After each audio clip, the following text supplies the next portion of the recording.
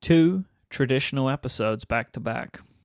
This is an established tradition, though. We're quite traditional here at Cortex. Yeah. Around Prime Cortexmas is when we get the most traditional, and that is now. We're in Cortexmas Prime season. The best part of the year. The most productive time of the year. That's how the song would go. No, that's not how the song would go at all, because it's the best time of the year. I don't think Cortexmas is the most productive time of the year. Don't try to tie me into that, Myke. All right. Well, anyway, it is time to talk about our yearly themes for 2019. What are yearly themes, Myke? How would you describe this to listeners? This was a thing that was established a few years ago now, where you mentioned that you were trying to focus. I believe the Year of Less was the first yearly theme. Yes. It was when you had decided that you wanted to kind of pull back from some commitments and just try and get things all taken care of a little bit more. And we were talking about that a bunch, and I really liked the thinking around a yearly theme, like some kind of overarching idea that can guide my decisions for a year based upon how I feel. And so I then decided that I wanted to implement a Year of Less in 2017. So I decided that that was something that I wanted to do, and you enjoyed the Year of Less so much that you wanted to keep that going. So we both set themes in 2017 to run the whole year, and then we set themes again for 2018, and now here we are to set our 2019 themes. Right. Okay, that makes sense. I was trying to think about what the timeline was, and it was very fuzzy. It's very fuzzy in my head. But yes, Year of Less, the most glorious of the yearly themes, the clearest of the yearly themes, and also very successful, the Year of Less. But as I remember it now, I believe I was pitching it of the Year of Less, and then in brackets, gray. It was that like I was less involved in things. That was what was my pitch for the Year of Less. I think the actual phrase was Year of Less, me. Ah, okay, right, all right. That sounds good. Good. I think that was the original thing, and that was just something that had prevailed for a while. But then back in January of 2017 was when we were like, okay, this is a useful thing. So then we started out setting them officially since. And I think since then, I've really gotten excited about all of this, and I set multiple themes for myself throughout the year. And I have 2 for this year, like I had kind of 2.5 for last year, because I had one theme, the Year of Positivity, that was a holdover from June to June. But I really enjoy these themes because I see my yearly theme as like a North Star. So when I'm working through the year and I'm making decisions and potentially big decisions, I look at my theme. What did I think I wanted to do? How did I feel last year that informed me to change in some way? And does this new thing align to that? Because that's where my themes come from. My themes come from a frustration I've had throughout the year or was built over a year. And then I plan my next year based around that theme. So it could be something that's annoying me, like something that I want to change, or it could just be like a creative itch that I want to scratch, right? Like there is something that has been bubbling up inside of me over the year and has kind of become more and more. So then I decide, right, the way that I'm going to output this, the way that I'm going to fix this is I will set a theme for the next year, which will allow me to act upon the feelings I'm having. And that's your initial thing. That's where the Year of Less came from. You were very frustrated, I think, with how 2015 went for you. So in 2016, you were like, nope, we're going to change this.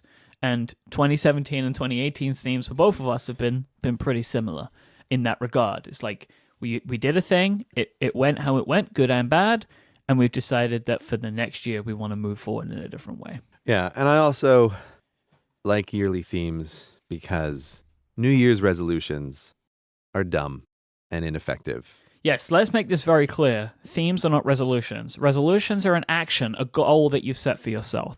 A theme is an overarching idea which doesn't necessarily have any things you must complete, but will just help guide you with the decisions that will naturally come to you rather than you trying to force a decision on something that doesn't exist, which a resolution is. Yeah, and it's also why I really like the theme thing and when people are thinking about productivity and goals and things, I think it's very easy to get caught up in specifics. And I feel that the theme is an excellent counterbalance to that of it's just an idea. You think of it as the North Star. I think of it as just a kind of background process that's in my mind where it's not directly affecting anything, but it's just sort of there. I think they're pretty, the way I'm thinking about it, they're pretty similar metaphors. Yeah, but it has this effect of just tapping decision making a little bit in one direction or another.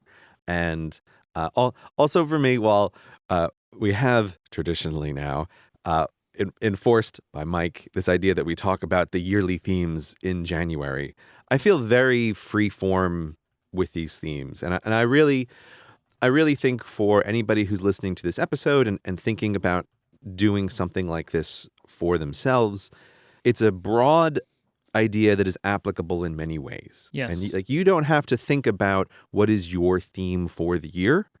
You know me, Myke. I like seasons. I think seasonal themes are perfectly appropriate. We're going to get to seasonal themes later on. Later on, we will talk about seasonal exciting. themes. We're not going to get into that right now. But this was something that I really wanted to underscore as well. We do it now because, look, now is the right time if we're going to talk about this. If we're going to pick a time of the year in which we will tell you what we're doing for a whole year, January 1st is a pretty good time to do it. But if you're listening to us now and you like the conversation and you think, oh, this could work for me, don't feel pressured to come up with one now. Maybe come up with it in March or in April or in May. Spend some time on it. And then either you could let it run until the end of the year or you could let it run for a year. I've done it, right? On this show, I had the Year of Positivity. It ran from June to June. You can add more. That's a great example of one. And I think that may be one of my favorite ones on the show. It really changed me in a big way. And I'm very happy that I did that a lot. That was, again, just a reminder in case you didn't know, I felt that all of the conversation around the technology that I was interested in had just become very frustrating. And I wanted to try and find more positives. Without, I still criticize where criticism is needed, but I was trying to look at things more positively, and that made a big difference on my life because I went back to enjoying what I loved rather than just being annoyed about it. Yeah, and it's a perfect example of the way I think about the background process of it probably caught you while you were talking on your podcast in a little moment of do I need to be really negative in this moment? And the answer to that can be yes. Sometimes things deserve criticism, but it's helpful to just have that but maybe there's something that you can positively talk about or think about it in this way. So yeah, they're very free form, and I only just wanted to mention that because I almost feel like our tradition now of doing it in the year implies more structure and formality than I think is necessary for any of the listeners to have, and that it is just this thing to think about in your own life, and that is the way that it is useful. It's useful precisely because it's not a goal with a particular marker of success or failure and a time period in which it needs to occur. It's useful to have something that is much more free form in the background that's also big picture. This special episode of Cortex is brought to you by Simple Contacts. I'm betting you have a bunch of things that demand your time. You have side projects to complete, you have work that you want to get done, maybe you have a video game that you want to play. But luckily, you no longer have to worry about spending time ordering your contact lenses, because Simple Contacts lets you renew your prescription and reorder your contacts online from their app even, and you can do it from anywhere in just minutes. They have a self-guided vision test that will take just 5 minutes, which is so much faster than taking time to go to a doctor's office. A licensed doctor reviews every single test so you can skip the office visit but not the care. Now I want to let you know this is not a replacement for your periodic full eye health exam. Simple Contacts will check that your current prescription still helps you see 20/20 and will renew your lenses based on that prescription. They are not writing completely new prescriptions or examining your eye health. Simple Contacts have all of the brands and lens types that you're familiar with. Their vision test costs just $20. The prices of their contact lenses are unbeatable and standard shipping is is free. Plus, on top of all of that, I have a special offer for listeners of this show. You can join the over 5,000 people who've rated Simple Contacts' app 5 stars in the App Store and get $20 off your contacts by going to simplecontacts.com/Cortex20 and using the code Cortex20. That is simplecontacts.com/Cortex20 and the code Cortex20 for $20 off with Simple Contacts. Our thanks to Simple Contacts for their support of this show and Relay FM. So I wanted to recap our 2018 themes so we could kind of look at what we set and how did it go. Mm-hmm. So I had 2 themes that I set. One was the year of adulting and one was the year of branching out. The year of positivity ran through and it came to June and I decided that I wasn't going to make this a thing anymore. This is just part of who I am. I will just try and be more positive and continue to be positive where I can be. Mm-hmm. So that was great. That was a huge success, the year of positivity. It was a fantastic thing. I'm pleased that I did it. The year of adulting, the biggest thing that included was my wedding, which when I was listening back to our 2018 episode, couldn't fathom that all happened this year. It feels like a long time ago and not a long time ago. But the reason that I wanted to focus on this is I knew what would happen, which is what did happen, is up until my wedding in July, every single thing in my life was going to be affected. It touched every part of my life. And kind of setting that as a thing of like, this is one of my big goals of the year is just to get married, made it feel a lot better that it was affecting me so much, right? Because if I would have been like, no, I've got to try and just like do everything as normal and just let this thing happen when it happens, I would have lost my mind because planning a wedding is really, really, really, really difficult and time intensive. And it made a huge impact on the first half of my year. Yeah, planning a wedding is hugely time intensive. And also being married is a different experience as well. So yeah, it's good to have that in the background. Like you're saying, when this wedding and getting married and being married is taking up a lot of space in your life, that it's fine because this is what you have said is one of the themes. This is obviously it's going to take up a whole bunch of time. And so it will. And that's the point of it. It's like, it's a big deal. It's a big event. And especially in your position, like you said, it touches on everything in your life.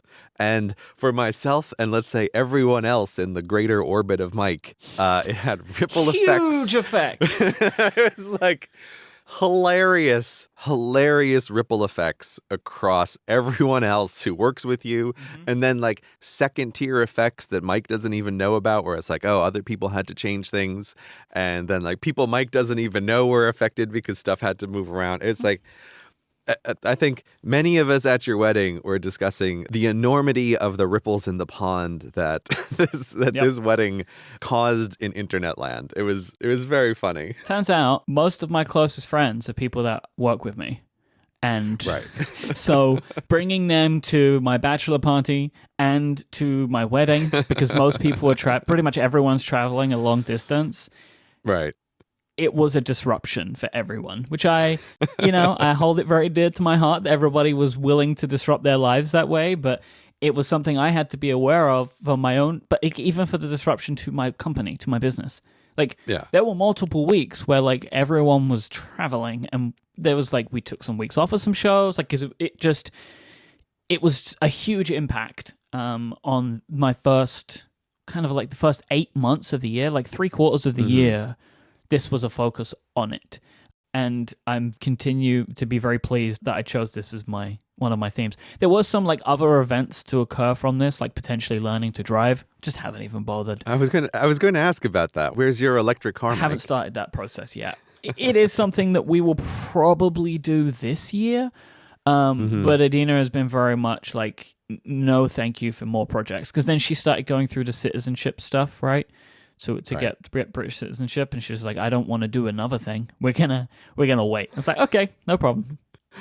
Yes. Speaking from experience, the citizenship, permanent right to stay paperwork.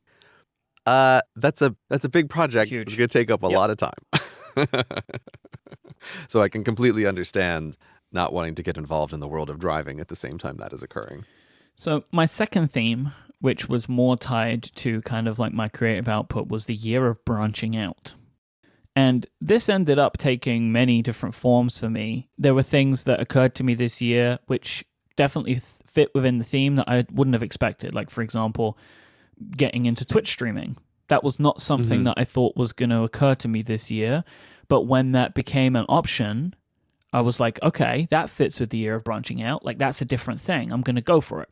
And it's something I don't know, if I wouldn't have been having this thinking, would I be like, oh, I don't know if I want to commit more time, like another structured time every week. Like it's a big commitment if you want to do it right. And I don't know how easily I would have taken to it if I wasn't in the year of branching out, because I was in that mindset of like, I want to try some new stuff. So that was great, and that has been great. But there were a couple of things that was specifically set for me as the year of branching out. One was more live shows, and oh boy, did we do more of those.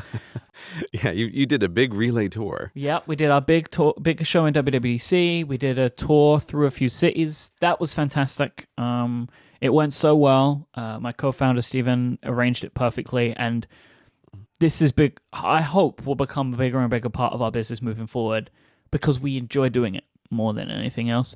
Live shows, for me, they're just one of these things where it's like, this is a fun thing we can do, not something we need to do, not necessarily something we should do, but I enjoy doing it, so let's keep doing it. And I think that's going to become a thing for our business moving forward, where we try and do more of those. Yeah, and as someone who's been able to see those, like it is obvious that you guys are enjoying yourself on the stage, and so like it's interesting. It's interesting to see that, like a natural. Oh, we're on the stage, and this is great, and it's a different environment, and something that you don't get to experience most of the time in podcasting is playing to the audience or getting like the immediate Laughs. audience reaction. Yeah, Yeah, like that. That it gives you a totally different feedback on that, and the live shows are fun for that. And I wanted to try to catch you when you were in New York, and it didn't quite work out. So I'm looking forward to more relay live shows as a thing that you're going to do in the future. Yeah. Like I'm glad that's really worked out for you. Yeah, we're really happy with it. It is not a money-making endeavor for us right now. It can be. It can at least be something we don't lose money on. Right. But that is a long-term goal to get to that point where it makes financial sense, but we can, like there are other parts of our business that can outweigh it. So we're fine doing it because we enjoy it, right? So like makes perfect sense that way. Yeah. Or that's the kind of thing where the more dedicated of the audience members are the ones who are going to go out of their way to go to the live shows. And yeah, like it may not make sense in a purely business sense, but it makes sense in the way of it's a very rewarding thing for a particular section of the audience, and so yeah, it's like you can try to make that work. The other thing that I was talking about at the beginning of 2018 was this project that I was working on, which is something that I've been speaking about for this whole year. It has since taken on the name as the Fiction Project, right? Like I've mentioned that. And as a few months ago, I just said that, like, it's going on the back burner, right? Because it's just something that I feel like I can't move forward. I feel like I just want to address what it was now. Okay. Oh, okay. Just so people know. All right. Because it's something that people continue to bring up to me, and I figure I know as a person who listens to shows that it can be frustrating if I just keep obtrusively mentioning something for like 2 years at this point. Yeah. So I was working on a idea for an actual play podcast, which is something like The Adventure Zone, something like Dragon Friends, Total Party Kill, like Dungeons and Dragons maybe, or a different game. I ended up deciding I wanted to make my own rule set, which was probably the wrong idea because, oh boy, did that make things more complicated. It's a big project anyway, but let also you now design a game that but the problem was, in. and the problem still exists, I've never played Dungeons and Dragons. Right? Like, I've never played any of these games, so it's like, well, I don't actually know those rules, so I'll just make up my own rules. I have what I think is an interesting nugget of a story, which could potentially be built into something one day, and now the only reason I'm talking about it is because I have no idea when this would ever happen, if ever. Right. It is not something I have put any work into probably in a year, but I have notes, I have an overarching story, but I'm only talking about it now so people know. I could have set myself up for an even worse situation by talking about such a thing that I have an idea for, but that was it. I don't know if I'm ever going to do it now, but that was something that I was hoping to do in my year of branching out, but it ended up not going that way. But I have something that has occurred, which we're going to talk about in my 2019 themes, which I think ladders into the year of branching out. But I never got to any level with this fiction project that I was happy with. Can I ask why? Like, what do you think happened? It's very hard to do. And I think I started to realize that the amount of time that I would need to write and edit and produce something like this to the level at which I am happy with, which would be, if you've ever heard any of our member specials that we do for Cortex every August, where we join up with Upgrade and we do a text adventure, that kind of production is what I would want to make, like from an audio perspective. And those things are very, very, very time intensive. And so I just don't know if I have that time in my life right now to dedicate to making something that I would be happy to put out into the world.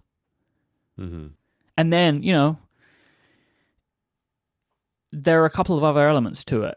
And one thing is, and this is something that I learned from, I think in like 2016, which I think actually ended up going into the year of less, was I think what I'm ultimately looking for is something that is different to what I do every day.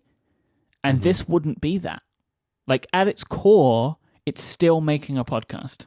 The project, the way you talk to me about it, is it would be different for you to create a fictional thing, but the end result is still very adjacent to your current projects. Yeah, the other 50% of it is the same, and I don't know.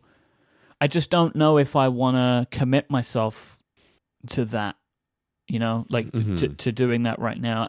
This is likely only ever something that I would look at again if I had a lot more free time, and I don't foresee that in the near future.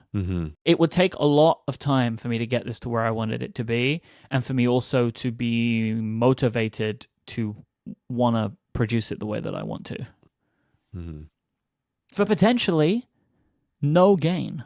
I have no idea how a project like this would go for me, because it's so different to everything else that I do, right? So like it could end up being a real loss for me.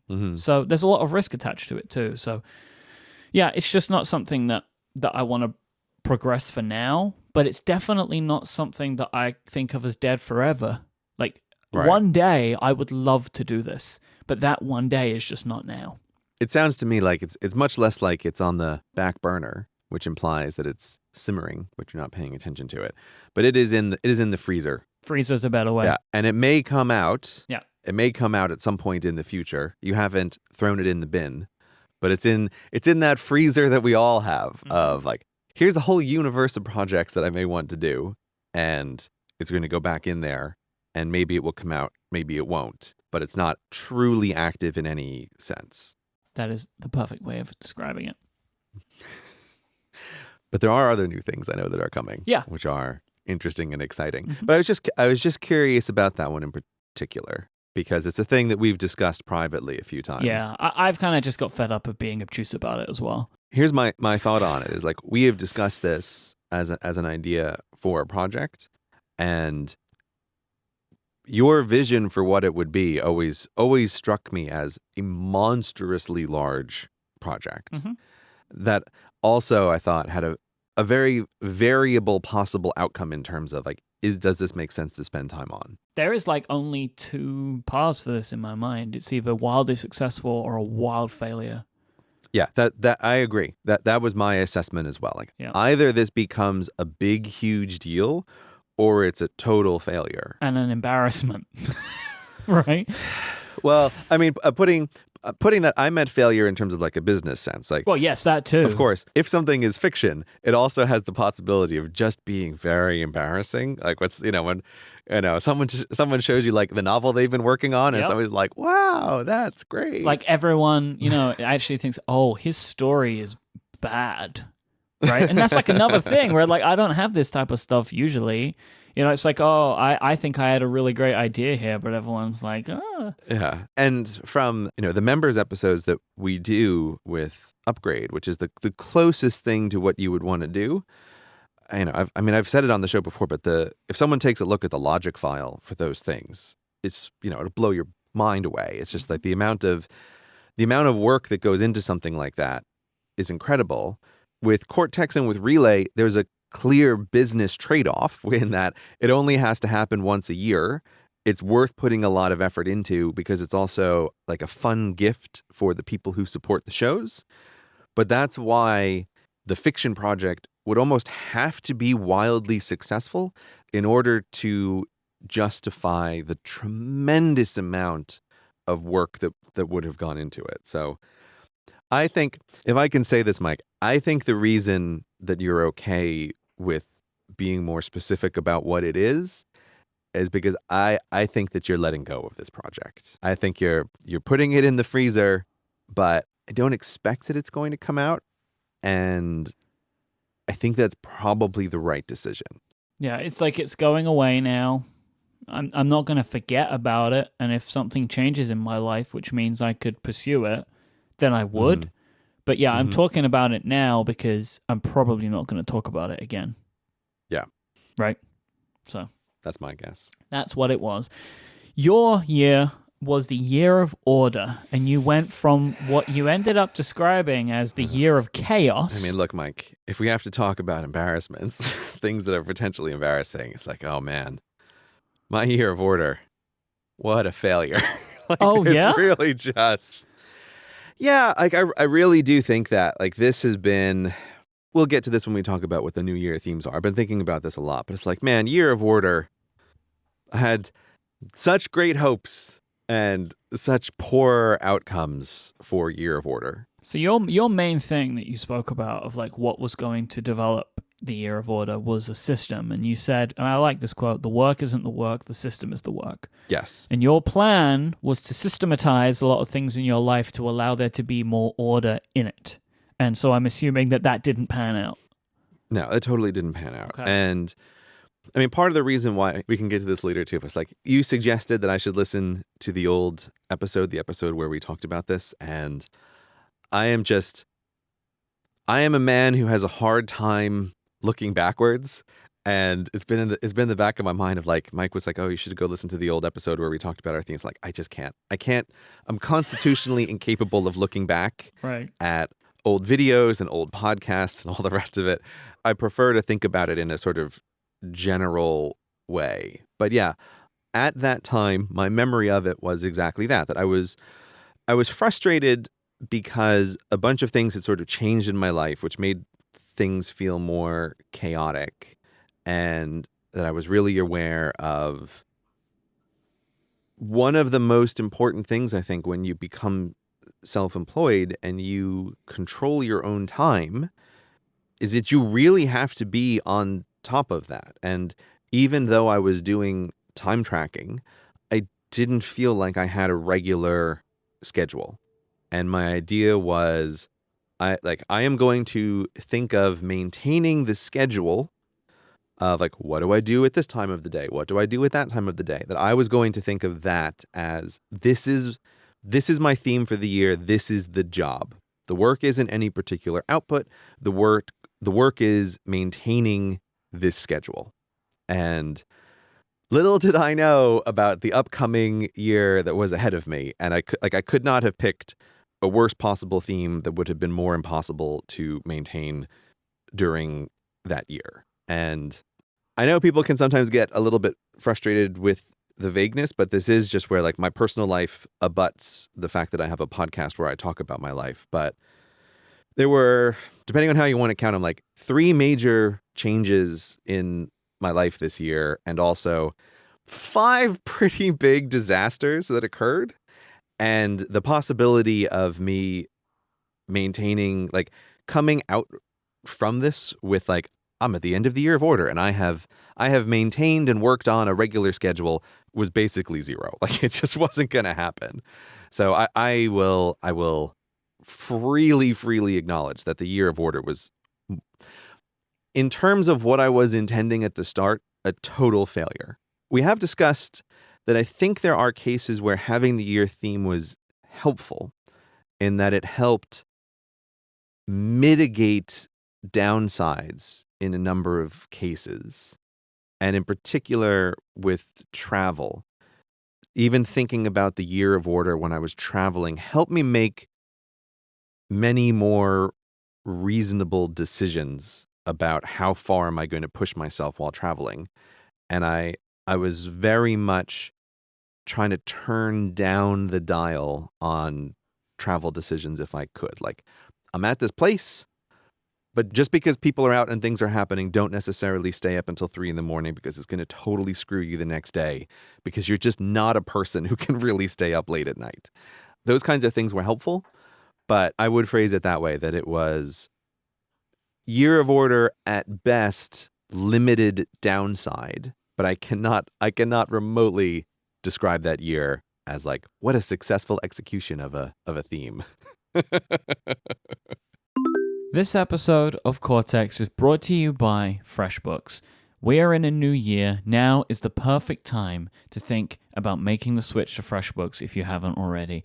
Look, if you send any invoices, if you do freelancing, if you do contract work, no matter what it is, trust me, you should be using FreshBooks. They will save you so much time, so much aggravation, so much hassle. Every time you log into FreshBooks, their notification center is like a personal assistant waiting for you. You'll always know what's changed in your business since you last logged in and what needs to be dealt with immediately.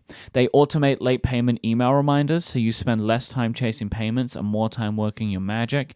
They have everything that you're going to need to make your invoicing and your accounting run smoothly. I have been using FreshBooks for so many years now and continue to be so happy with it. We are very fast approaching our 2000th invoice sent with FreshBooks. I can't even imagine how long it would have taken me if I was trying to do this any other way.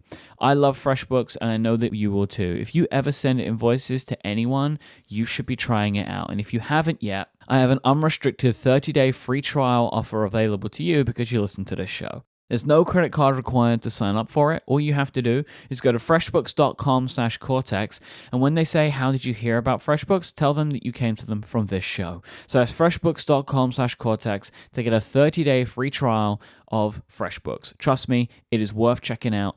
We love it here. Our thanks to FreshBooks for their continued support of this show and Relay FM. In our last episode, I shared with you my toggle report, and I shared it with our listeners for 2017, kind of just like overview, how do I spend my time? So I thought, let me take a look at that again, right? So I opened up the image and I took a look at what was going on. I was like, okay, that's a lot of stuff, right? There's a lot of stuff in there, a lot of hours, like there's lots of hours, like 800 hours podcast editing, 50% of my time, that kind of thing. And we had this long conversation about how, you know, like I understand that it seems like a lot and people want to, and then because I shared this publicly, people were like offering their editing services to me and stuff. And we had this long conversation about like, oh, this is like part of my work, blah, blah, blah, blah, blah, right? All that kind of thing. This is an important part. Turns out there were 600 of those hours that were incorrect. Okay. Because what happened was I looked at my 2018 and was like, I had done 500 hours less of work this year than last year. And I was like thinking about 500 is a big number. And I was like, that can't be true. Like, I feel like I've been busier this year. Like, I was like racking my brain on it. It's like, this doesn't make any sense. I started comparing the charts. And I was like, there's just no way, right? Like, because I had done 400 hours of editing this year. And it was 800 the year before. And I was like, what have I gotten rid of? Yeah, that's like you've lost 2 or 3 months of 40-hour work weeks there. Yeah. And I was like, so like, I was like looking at our show. I was like, because Cortex is my biggest editing project, typically. And I was like, we didn't do half the amount of episodes. So I found there was a 600-hour editing entry that had been incorrectly just left to run at one point. So I fixed that, and now I can actually accurately compare year over year, and by and large, they are the same. I as of right now, I've done about 100 hours of work more this year than last year. And 67 of those have been video game streaming. So I can look at it and be like, yeah, I know that was a bigger task that I took on this year. It's like, it's a time-intensive thing, but it's not labor-intensive. It's playing video games, right? Like, it's a fun thing, but I do track it because it's now part of, like, my overall work, right? It's doing that. And basically, kind of comparing year over year, the breakdown of editing, recording, and prep has been basically exactly the same.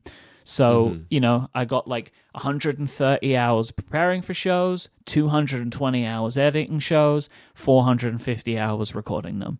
That breakdown, it makes more sense this year than it did the year prior, and kind of fits kind of exactly with what I would want it to be. It's also super funny to me to look at my kind of year chart as it is, because July's working hours is kind of ridiculous. Every month is like 100, 100, 100, 120 of logged hours, right? Right. July was 24 because that was when I went on my honeymoon. So I'm pleased that I have this data. Again, we'll just use any time to plug this, right? Like, you should be time tracking. Yeah. Because now I can look year over year, but pay attention to it in case you end up with a 600-hour erroneous entry like I did. Yeah, I do wish Toggle had a feature where they could identify items that are, say, 10 standard deviations away from the norm and be like, I think they do. Like, they can email you if something seems weird, but I think I shut all that off because okay, yeah, it was driving me crazy at the beginning. I wouldn't see those emails. Exactly. Whatever. But this is just interesting because again, with like not looking back, I'm not really interested that much in comparing my like 2017 and 2018 numbers. I took a quick look just because I saw that you were doing it for the show. And it's like, oh, yeah, some things are similar. There's been a big jump in what I record as like in-person time, which we can sort of get to later. Like, how much time am I spending like one-on-one with another person? But as a different view for people who are interested possibly in time tracking, the way I tend to use it when I find most useful with the reports is I like to always be looking at what is the time tracked for the last 10 days rolling, and what is the time tracked for the last rolling 6 weeks. So I've made like a little web page that I turned into a separate app with Fluid on my Mac, and it just opens up automatically, and it shows me like a running tally of what have you been up to for the last 6 weeks and what have you been up to for the last 10 days. And that is the way I like to always look at it, because I find that provides a sort of motivation on any particular day to like get the numbers right in a way, or just like have this look the way that I want it to look.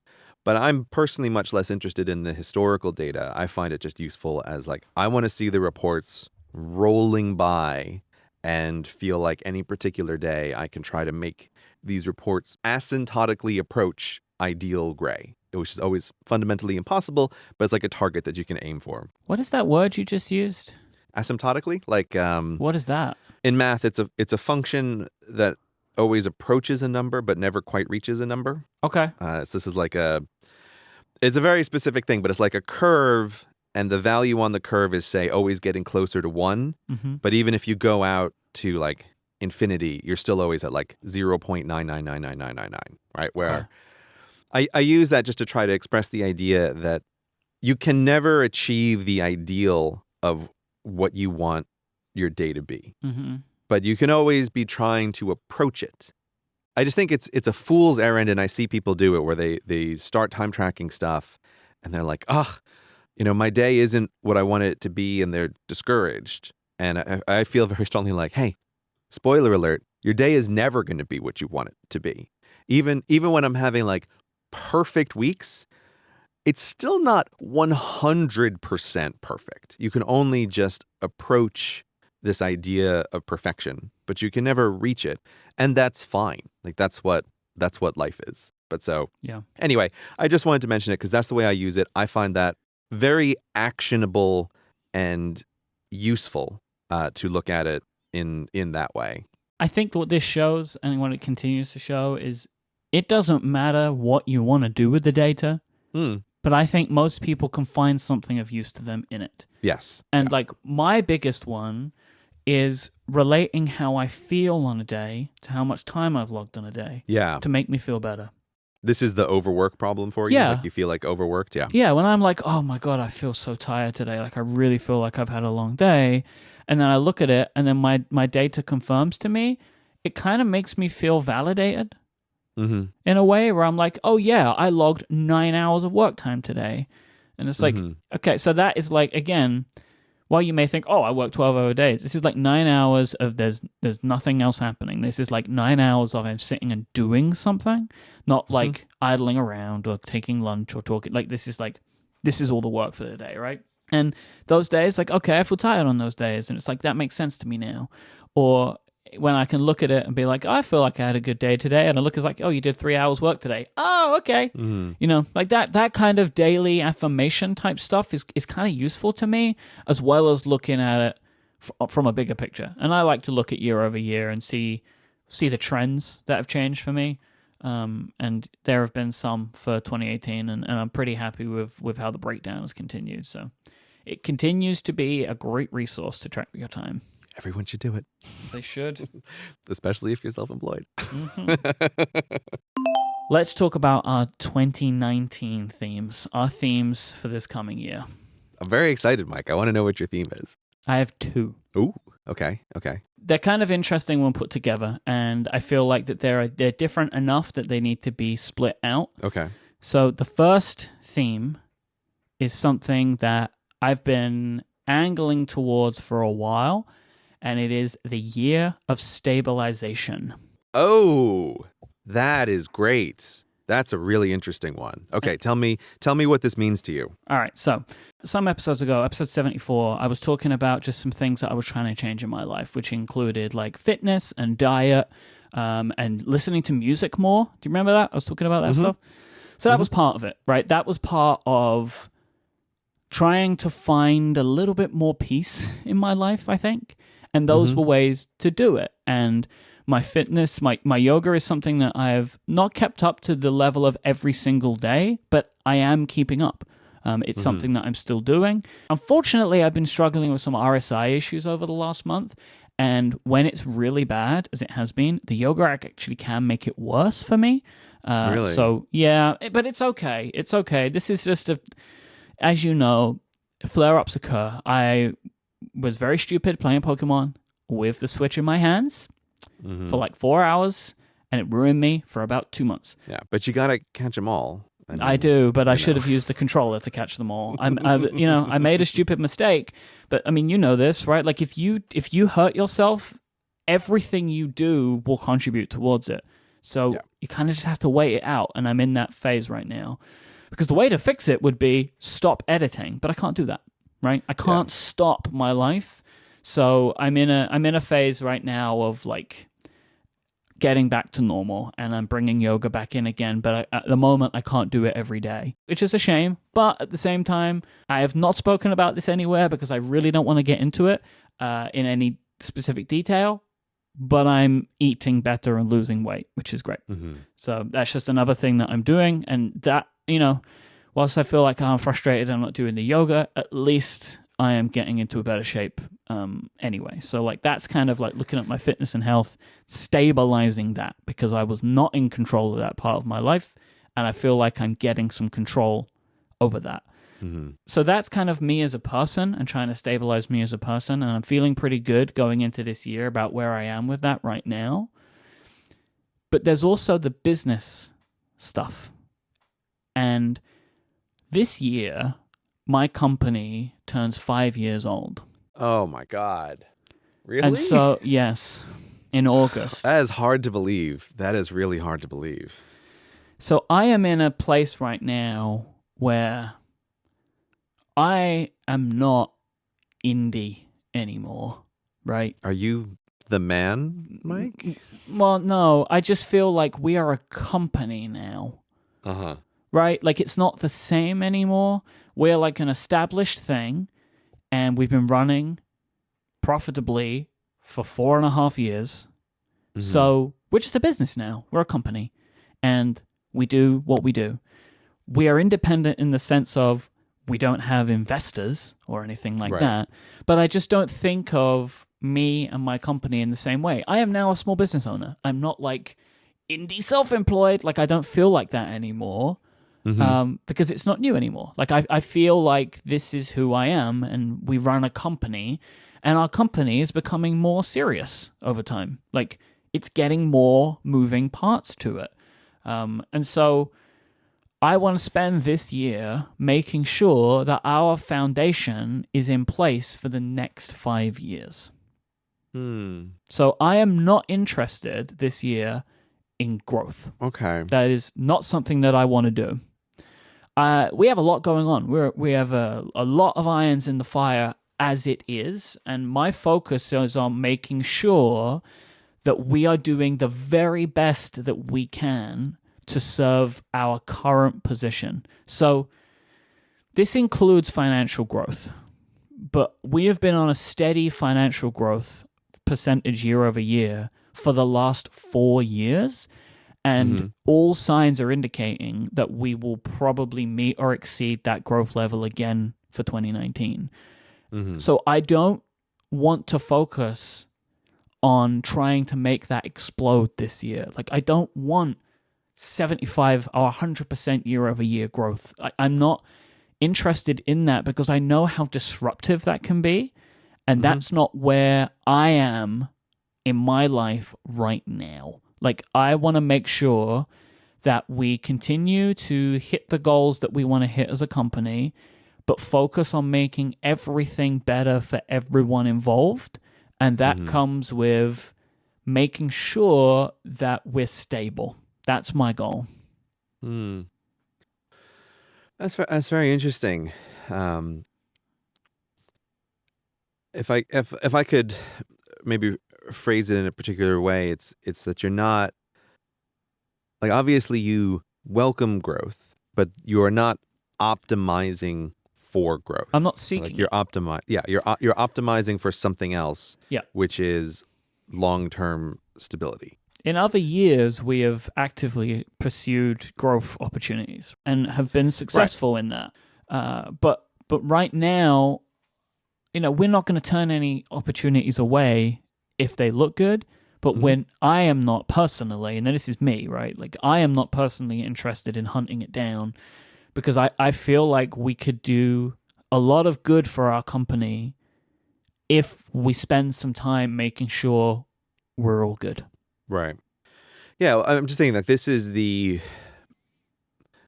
just recognizing that you can be in a different phase. And I mean, practically by definition, a brand new company, if it is not optimizing for growth, is just going to fail. Like there's a point that you just have to grow, and that has to be the number one thing on your mind is this thing has to increase. Yeah, and I would say that we have set in place a path to grow every year. We did that, and that is continuing. Yeah. So I want to make sure that we've got all of that in place. Like we want to develop some systems this year which will allow us to grow more easily in the future. And I have ideas for what I might want to do or what we might want to do in 2020, 2021 about like how we continue to grow our company. But that, I believe, requires taking stock beforehand. Yeah. But I guess what I mean is that I'm thinking of, when people hear about the startup world and you hear these things that are crazy about how companies are focused on growth, not profitability. Right. And you think like, but wait, isn't the whole point of a company to make money? Like how on earth can a company be focused on growth and not profitability? It's like, well, because it's just a different phase. It's a different phase of it. And if it doesn't grow fast enough, like it can just fade out. Or if Relay hadn't grown to support you and Steven and also pay all the hosts, like that would have been a much bigger problem.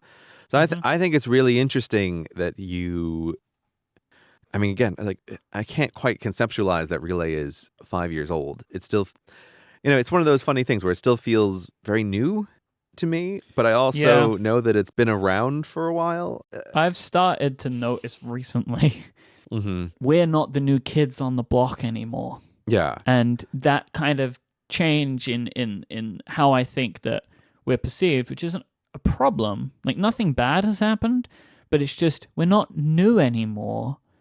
Yeah. So that's kind of what has started to make me think more about like how we're not this like indie startup anymore. We're established, and if we're established, maybe we should make sure that we're established.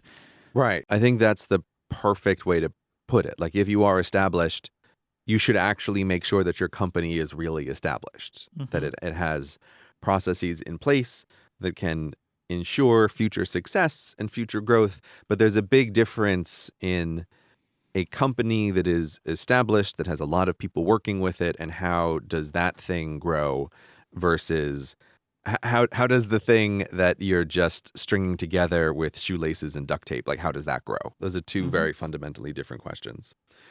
Well, that's really interesting. That's really interesting. But I have a second theme. Yeah, how does it tie into the second one? So, stability for me personally, it includes some slightly different things to stability for Relay FM. Stability for Relay FM is as we spoke about, like making sure everything's in place. But stability for me is maybe looking at ways to ensure my long-term stability as somebody who can continue to be self-employed. Okay. So this may include the need to diversify my personal income a little bit. Because right now, my income is all tied up in podcast advertising. It's like basically where it all comes from. Just terrifying. I'm not scared about it, but it is a risk area, right? Like, all my eggs are in that basket. Right. So I've been thinking a lot about ways to try and take what I'm doing now and find natural places that I can move to in business, right? So we got talking about this a while ago because we kind of started to stumble on an idea which became cortexmerch.com. cortexmerch.com. Okay, thank you. And I started to talk to you, and we started to have these conversations about, like, merchandise is a thing that exists in the world, and it seems that YouTubers are doing lots of it to great success. Like, this is a thing that exists of, like, not just here is a t-shirt with our podcast logo on it, which I do for many shows, and it's awesome, but that's not really a sustainable business. That is we are selling merch for this period of time so you can wear t-shirts at our live shows or whatever. Right. It is adjunct to, it is a subsection of the existing podcast or YouTube audience. Yeah. But yeah, we've seen people broaden out from that in interesting ways. And I was thinking, we're pretty creative and we have some interesting ideas. I like to think so. Yes. So maybe we should do this. And there was a test case, which was the subtlety.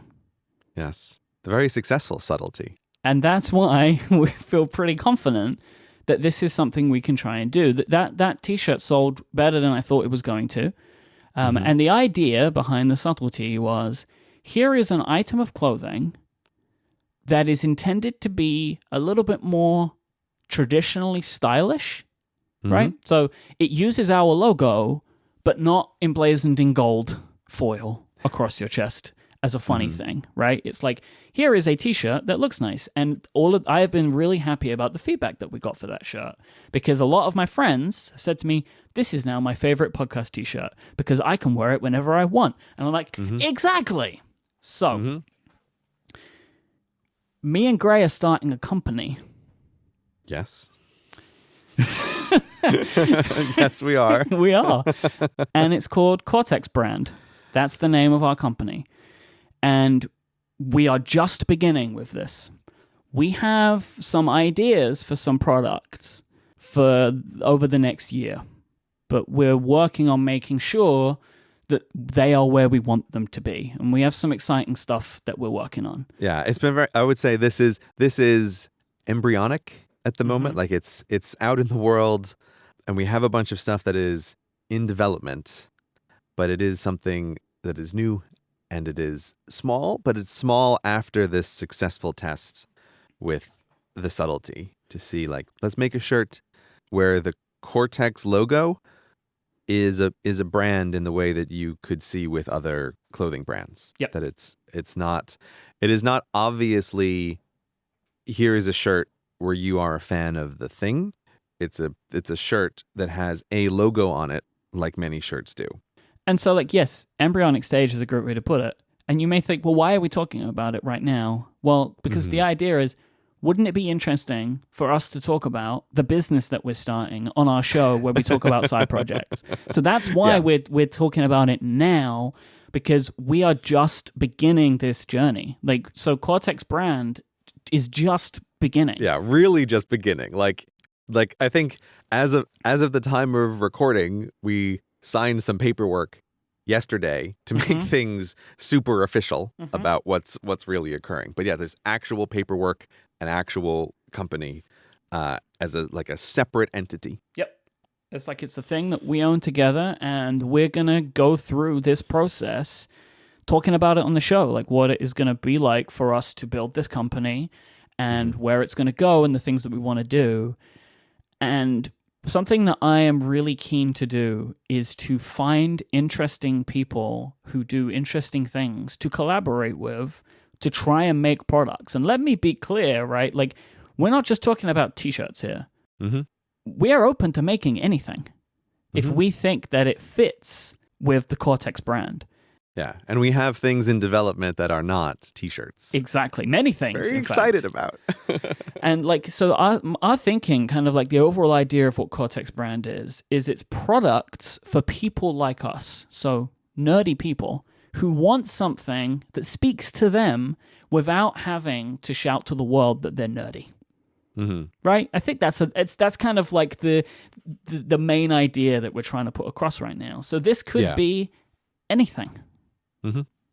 So we are looking for collaborators, people that make stuff that they think could fit into this, artists that think that they may have something that could work quite nicely with a product that we're trying to develop. This is something we will talk about more in the future as we start to flesh more ideas out. But if you are somebody who makes something that you think could be of interest to us, we want to know, and we have an email address. So just email business@cortexbrand.com. We do not want you to send specific pictures for things. We're not asking for you to work for free. Send in examples of stuff that you do. If you have any ideas, tell me what they are. Yeah. I want to hear from you. Yeah, like we're not looking for finished products here. No. It's like we're looking for someone like a designer with an interesting portfolio. That's the idea, and then someone who thinks that they have something that could fit in with this. Yeah, like maybe you sell stuff on Etsy that you think would be of interest to the larger Cortex audience. And this is the thing, is we don't know what that stuff is, which is why we want to hear from people. Like, I want to see, and I want ideas, and we want to work with people. Yeah. So business@cortexbrand.com. I've got to say, like, I don't know, it's exciting and also terrifying to actually talk about it on the show, because we've been discussing it for a while. Also in this phase where we have an idea, but it's like also looking for people to collaborate. It's a little bit like, I am much more in my world, Myke. I prefer for things to be like done, and we know what it is, and it has these boundaries, and then the project is announced. That's the way I like things. Me too. I.e. fiction project, right? Yeah, exactly. And this really feels like, I don't know, not quite, but way closer to the end of the spectrum of like, we've had a couple conversations and we've sketched out a few things on napkins. Like, It's not there, but it's way closer to that end of the spectrum of then talking about the idea than that quite frankly I am comfortable with. Me too. But, This right. is like I'm like losing my mind right now talking about this. But we have to talk about it now. But we do. No, it I needs agree to be with now. you. We have to talk about it now because we have been talking about it for a while. But listeners, like I cannot convey how terrifying it is to you for me to discuss a project which is not complete in any way. And it's like, oh, here's this thing we're going to try. But like this is part of the other reason we want to talk about it is this is so weird for us to talk about. But we do believe, and I do really feel that there could be some stuff that's of great interest to listeners of the show in hearing what it's like for us to start a company that we hope will work. Yeah, that's exactly it. So Cortex brand, that this is it. It's coming at you. And so once again, if you have any ideas, this could just be like, you might not even make something, but you think, oh, I know what I would like to see. Business at cortexbrand.com. But there is one last part of the year of diversification. Mm-hmm. I, this year, will start the process of getting an out-of-home studio. Oh. To work from. Really? Yeah. Like a proper, your own glass cube to work out of? No, not a glass Myke? cube. Definitely not one of those. Like, I want real brick walls. But Oh, okay. I am just aware of over the next few years, it is potentially likely that I will lose the room in my house that is the office to somebody else, right? Right. Mm-hmm. So I don't want to be blindsided by this. I want to make sure that I am in my own place for long before we need to give this room up. That's a great idea. I don't know how to begin, but I figure I'm going to try and find a real estate agent and move on from there. And this is just, I don't know if 2019 will be the year that I find a place, but 2019 is the year I'm going to begin the process because I'm going to wait until I find a thing that's right for me. And that's why I'm doing it now, so I don't have to rush. Yeah, this is the right way to do this. Is to like let's say as someone who has rather hastily moved from glass cube to glass cube, that is a terrible way to do it, right? The way that you're doing it is much better. Start surveying the landscape before you have pressure to do it. Especially in your case where when you say like you're looking for a studio outside the house, you have many more requirements as someone who is dealing with audio and recording than just a regular workspace, which makes your search task 10 times harder than, I just need a place to work during the day and I don't want annoying people around me. Yeah, I need very specific things. Do you have an idea in your head of what ultimately you would want? Like what like your goal of what would be an ideal studio? Like, okay, here's my question. Would you want a place where people could record in person with you? Is that the kind of thing you're looking for? Or are you just looking for something for yourself? I want an office that's big enough that it can be kind of like compartmentalized. Okay, what do you mean? That I would have like a working area and a recording area, space if I ever wanted to make YouTube videos that I could do it, right? Like I kind of want a place that I would be in for multiple years and could change with me. I'm not looking for a small room that I can soundproof, right? Like that's not what I want. I want a bigger space where I'm able to kind of stretch out a little bit, bigger than my current office, right? Like in my home, It's not very big, that office. It's not very big. It's a single bedroom, effectively. A London single bedroom. Like it's yes, that's a good clarification. Yeah, listener, whatever you have in your head, trust me, it is a room that you can fit a bed in. Just to help you understand, I mean, this isn't great for everybody else. I want something that's probably about 3 times bigger than my office currently. Okay. Which is an office. All right. So you are looking for like a studio, a place with space. Huh. How interesting. I can soundproof anything, right? Like I've seen your setup, right? Like I know it's possible to soundproof a space. But to be honest, I think that with the equipment that I use, I wouldn't need to go to the lengths necessarily that you did, because plus I would be very careful about where I'm moving to. But, I can soundproof whatever needs to be soundproofed, but I ideally want to have a space that is mine to expand into, as opposed to like getting 6 months down the line and regretting that it's too small. Huh. And I live in the near to outer rim, as you call it. So like, You're much closer rim now than you used to be. yeah, but I'm still in a part of London where, again, there's not necessarily a lot of this type of space, but the space that there is I think is more affordable than where you are. Yeah. So I will struggle to find stuff more, but when I do, I will probably be able to get more bang for my buck. Yeah, there's a reason why I'm in a glass cube, and it's because Yeah. being in the very center of London, to get a space that's the size of what you're looking for, like I simply could not afford it. It's No, crazy. it would be it, right? Like that would be it. I'd be done. Nothing more for me. But Yeah. so yeah, that's kind of the other part of the year of diversification. It's diversifying my space. Oh, interesting. I look forward to hearing about your hunt for space. Oh, I'm sure you will. It's very easy, Myke. It always works out just perfectly the first time. This episode of Cortex is brought to you by our friends over at Hover, who are celebrating their 10-year anniversary this January. With Hover, you can find the domain that shows the world who you are and what you are passionate about.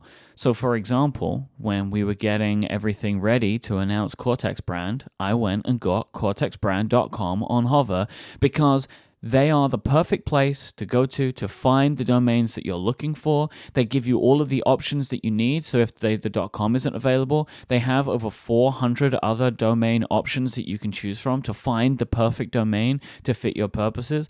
And they make it so easy to register. They make it really simple to set up things like email, to set up forwarding and all of that wonderful stuff. Hover really are amazing. No matter what type of project you're planning on, they're going to be perfect for you. And talking about that 10-year anniversary, I genuinely believe I have been a Hover customer for basically that entire time that they've been around. They're a breath of fresh air in the domain industry when they launched, and they have continued to keep that level of quality and that level of service going for the whole time. One of my favorite things about Hover is they allow you to keep your domain separate from your hosting, so you never have to get stuck with a hosting service that doesn't meet your needs. They have a best-in-class customer support, they have personalized email, and they also do no upsells, and they have a clean user interface throughout. I really love Hover for these reasons and many more. So to celebrate their 10-year anniversary, Hover have some amazing promotions this month. From January 16th to January 30th, they're going to be doing .com domains for $10, $10 domains for email, and $10 domain transfers, and they even have some 99-cent domains available. So keep watch on the Hover website or on their social media channels to see when these offers go live. Go to hover.com/10years to find out more. That is hover.com/10years, or just go to hover.com, register that domain you're looking for. They're always amazing for that stuff, but make sure you keep an eye on that page from January 16th to January 30th to get your hands on one of these great offers. I love Hover.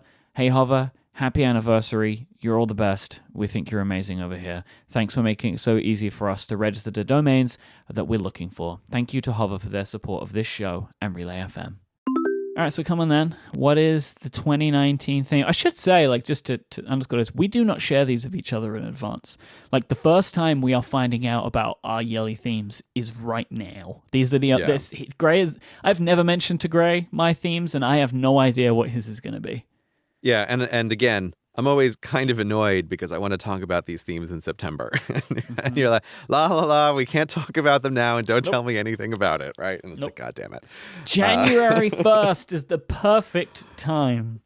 September, it just feels so right. Summer's past. Yeah, but now you've had a few months to test it out maybe and work out if it is the right theme for you. So great.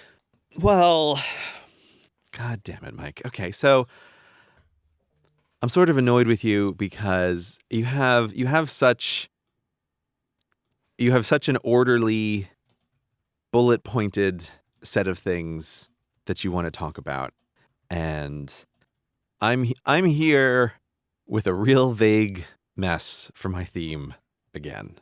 I guess I'll tell you the name first. For me, this is the year of reorder.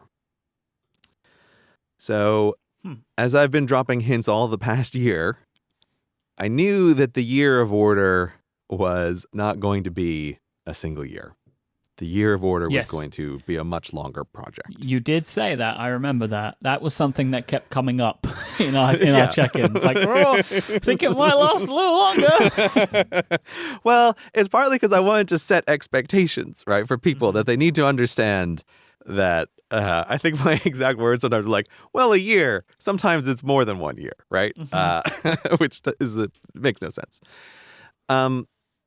So there's a part of it which is very, very straightforward, which is with the Year of Order having been just a total disaster, I want to give it a second go.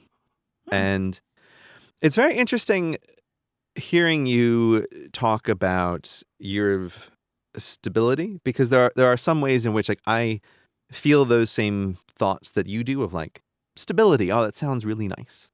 And I feel like I've had this really chaotic period for really what has now been almost like 2 years. And so the straightforward part of it is Year of Order, but again, and hopefully much more successful. I already dread like Future Gray at the end of 2019 and what he's going to be saying about it. No, don't think of it that way. You're going to do it. Well, it's only because I had such a disparate experience between the last year and the last year theme. And it's like, oh, I think back to the halcyon days of the Year of Less. I was like, oh, that was great. But here's why I'm calling it reorder. So I think I always have like complicated brackets around it, but like the re is in brackets around order. Okay. And so I've been thinking a lot about like, why is it that I've had this period of chaos where I feel like, oh, things have been just like, it's hard to maintain a schedule, or there's always something that's like happening. I don't like that. I too want more order in my life. And let me back up. There are some things that I think of as the foundational ideas of being gray. Of like, what is it? What at the very core are some of the things that I think are like the most important about living a life? And one of these foundational ideas to me is, I'll express it in many ways, but it's fundamentally this idea like you don't owe your past self anything. Like that guy, he was some other guy. And many times in my life, I feel like I've gone through a phase where there's very clearly like a sharp transition between like, oh, there was an old person and there's a new person. And, for readers of my blog, they may remember that a long time ago, I wrote an article called I Have Died Many Times, where I tried to express this idea. Yeah. Do you remember that article, Myke? I do remember that. I won't read it now because I feel like the guy who wrote that is already gone. I'm not interested in what he had to say. But it is a place where I tried to sit down and express this idea. And so when I think about the transition times, it's like very clearly high school to college was one of the most big and important transition times.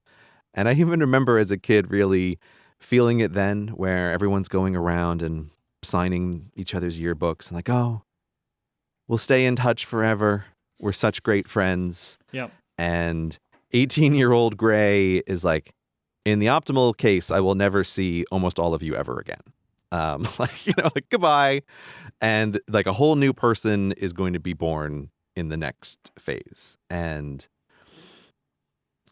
there's good things about being that way and there's bad things about being that way, but I have found it useful, and I have found it useful to cultivate this idea that you can be a new and different person.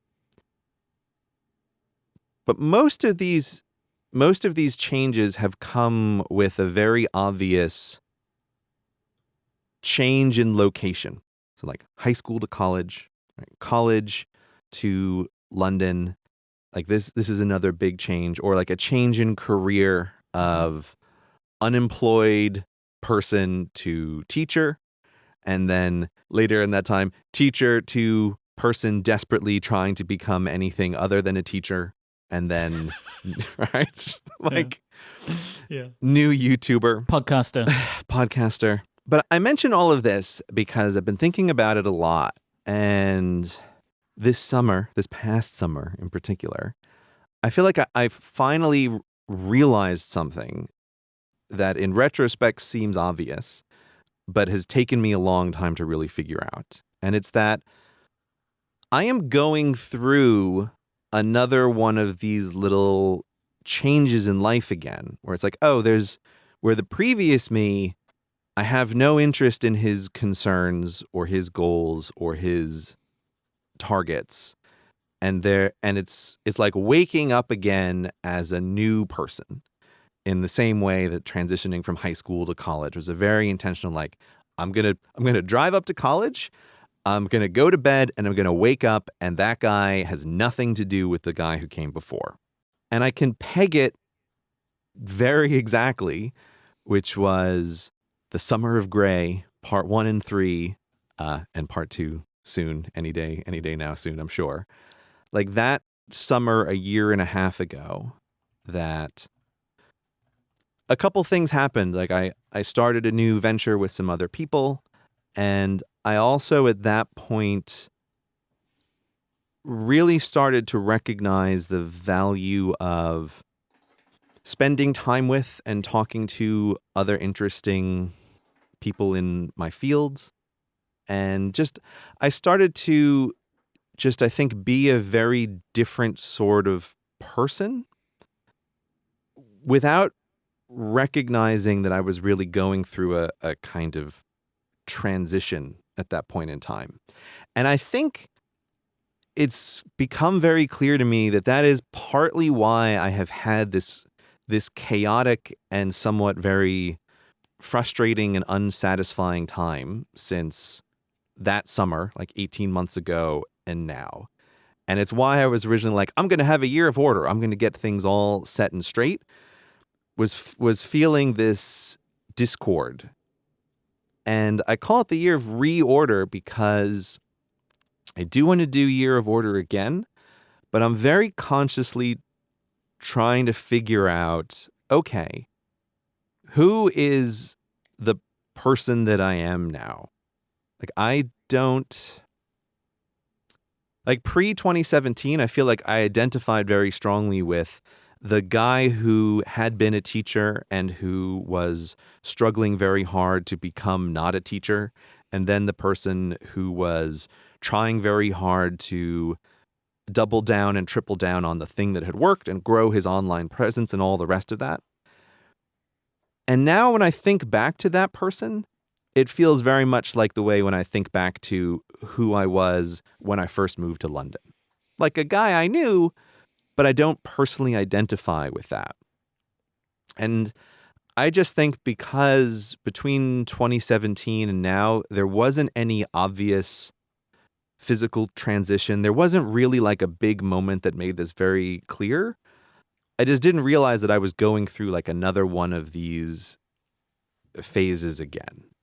And so reorder also means to me like I am trying to refigure out what are my actual priorities and goals, and what are the things that I want to do now that I am this person that a past version of me set out to become. That now that I have like woken up as a person who is self-employed, has several successful projects, and has a lot of control over his time and what he can spend his time doing. And so I feel like I'm leaving myself very open to thinking about that. And I'm also a little worried because I've been talking for a while and I'm very concerned that I sound like a crazy person. So can I take like a dipstick now with Myke and see like how do I sound? Do I sound like a lunatic in this moment? It doesn't sound too far away from what I'm doing. Okay. It feels pretty close to like my stabilization idea, right? Well, I was thinking that when you were talking, yeah. Yeah, you're taking some time now to take stock of what you have and focus on the things you care about. Like it's not too far away, honestly, from what I'm doing as well. But yours is it has a little bit more to it, which is pretty interesting to me. The idea of seeing yourself as a new person, which I don't necessarily think of as me, right? Like I just feel like I've kind of steadily transitioned and advanced into like the different phases that would naturally occur through somebody running a business. But you are in a very different position, very, very different position now to when you started in YouTube, because now creating YouTube videos is not the most very, very important thing to do to continue living. Like your life has changed. And so you have your fingers in many pies now, which are all pretty successful. So it's diversified what you're all about. And I totally get it. Like I get the idea that you did not get to do what you wanted last year, so you're giving it another go to create the order, but also the idea of reordering your life to fit the priorities that you have. I think it's a good one. It's hippy dippy, right? In the idea I hate of that so much, but yeah, of you like being this butterfly who's broken out of the shell of the previous man. But the metaphor's good, so I think it could stand. Yeah, I mean, I tend to think of it much more as like burning down the past and not caring about it. And like I have an example of, I don't know if I've ever really discussed this on the show, but a thing that I do that I just like, okay, well, I'm just going to set a torch to this and start over. But I've kept for a long time a document on my computer that I just call like the gray guide, which sort of like the year themes are intended to be unstructured. They're useful in their unstructuredness. The gray guide was just a pages document where I sort of just wrote out some of the general things, like what do I think are good ideas for how I want to be or act, or if like I came across a quote that made me think about something in an interesting way that I thought was useful, like, oh, I'll put that in there. Or I would just write down some things I felt like, oh, here's a little lesson I learned from this interaction. Like it's very unstructured, which was the whole point of it. It makes me so happy to think of the idea that you have a manual. I never really thought about it that way, but yeah, I guess you're totally right. Like it is the manual. It's like, oh, this gray is acting up. Let me just check the manual. That's why. I'll get it now. But it's a document that I've been maintaining for, since I was a teacher, probably. Like it started. And I would review it maybe like once a month on average, just kind of go through it and look at all of this stuff and think about if anything needed to be changed. And this summer, when I kept having this feeling of like, oh, I'm waking up again, at some point I took a look at the gray guide and I was like, well, select all, delete. Like all of this is just gone. Doesn't apply anymore. Yeah, like I'm not interested in reinforcing these old ideas. Well, I've seen you change, like over the time I've known you, you've changed a lot. Like your kind of approach to social interactions and how much time you're willing to spend on them has definitely changed. So like I'm not surprised that a document which has a lot in it about how you interact in social situations will not apply anymore. Yeah, or even just like things that I thought were useful to know. It's like, oh, I've either internalized that or I just don't want to reinforce this. Yeah, I can imagine you look at something like that and be like, yeah, well, of course, right? Because by that point, you have made it part of your thinking permanently. Yeah, exactly. Yeah. And so that's just an example of a place where I feel like, oh, I want to just get rid of all of this stuff from past me. Like, I'm just not interested anymore in what he had to think about these things. So I was like, goodbye, and start over afresh. And now I have a document that has basically nothing in it, but I'll keep doing the same thing going forward in the future. But that's like an example of, I'm trying very hard to hold on to this feeling, because I think one of the reasons why I wanted to make it a year theme is, in an alternate universe where I was just a person on my own in the world, this is the time when I would move. Like, I would move to a different city and just totally burn down everything. Like, everything about my life up until this point, goodbye, and just start over. But because now, like, I'm an adult in the world, and as you grow up, like, you have more connections to things, like, that's just not practically possible for me to do. And so that's part of why, like, I want to have it as the theme, because since I can't just be in a new environment, I want to have this as a thing that's running in the back of my mind, that it is this sort of start over. And while I'm interested and I want to have more order and more regularity and a regular schedule in my life, because I think that that is a good thing to have, I'm doing it with the idea of, what is the schedule that the current me wants to set up, and what is the schedule that the current me will find most valuable. And I think that's part of also my frustration last year in the Year of Order, was a number of times I kind of had this feeling that I think I can recognize now as, I'm trying to impose the goals and the targets of the earlier version of me, like the guy who was trying to establish this much more clearly. And I think that's also partly didn't help in trying to achieve that target.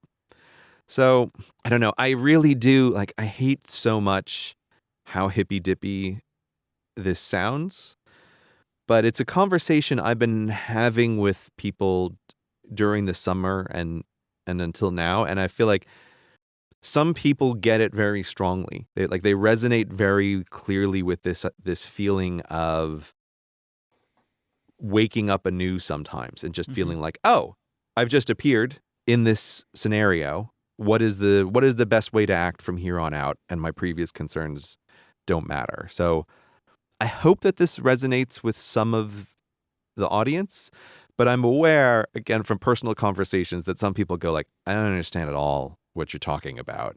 And it sounds crazy to feel disassociated from your past so sharply and so strongly. But I can really put that mark at, like, Summer of Gray was the start of a thing, and it just took me a little while to recognize, like, I'm going through one of these things again. So that's part of my year theme here. Maybe I'm in on this in the way that you mentioned, but I really don't think that this sounds as crazy as you think it does. Like, you've just entered a new stage of your life. Like, that's what's happened, and this happens to everyone. Yeah. I feel like, like, there are certain times in your life where you're like, okay, so, like, oh, for a lot of people, like, oh, I just got my own home. It's a big change. I'm married now. It's a big change. Or I've met the person that I want to spend the rest of my life with. Like, that's a big change, right? Or, like, you're starting a family. It's a big change. Like, all of these things, like, they will make huge impacts on someone. One of the others is started a new business. It's a big change. I'm involved in new ventures. Big change, right? Like, oh, I've stumbled across something that was fun for me, but has turned out that it's a big part of my income, right? Like, big change. You are in, like, in that business realm, you're in, like, a few of those pots right now. Like, it is not surprising to me that you've been like, okay, CGP Grade's not this person anymore. Like, part of me is that guy, but his priorities are different to mine now, right? Because you're doing more stuff, which is not just the stuff that people see. Like, you are doing things. You are doing different businesses. Like, you are working on more projects now than you probably ever have, especially more public projects than you've ever had before. So I'm not surprised that, like, you are changing along with that. Yeah, I mean, for sure, it's the number of concurrent things is large, which is partly why in the last episode I was talking about like just the logistical difficulty of managing multiple threads. Like there's a lot going on at any particular point. But again, I would describe it as like this feeling of, oh, I've appeared in the world as a person who has a big YouTube channel, right? And it's like, okay. And who has podcasts with a big audience and who has these other ventures. And just to think of them in a very detached and abstract way of like, okay, how do I want to work with these various things? And possibly to calm down fans of the YouTube channel. Like this ties into, I mentioned on a previous show how my separation from the internet was like a bridge project between the two yearly themes. It's this same thing of I want to be detached from, again, this is so hard to talk about, but there's this phenomenon where like when you are a person who makes things in public, people want to tell you what you are. And part of my wanting to step back from the internet was lining up with this idea of the year of reorder, of I want to be detached from the audience telling me what I am. And like, I made 2 videos while I was away, and I was doing those 2 videos again, almost in a very different way of like approaching them as though I hadn't made videos before. And it's like, oh, I know that there are ways that I have made videos in the past, but let me try something different here. And I think, very attentive listeners could hear it's like I was going to the library and like looking at old books. And this is a very different kind of thing, but I was intentionally approaching it that way. And I made these 2 videos and it's like, man, I just loved the process of making these 2 videos.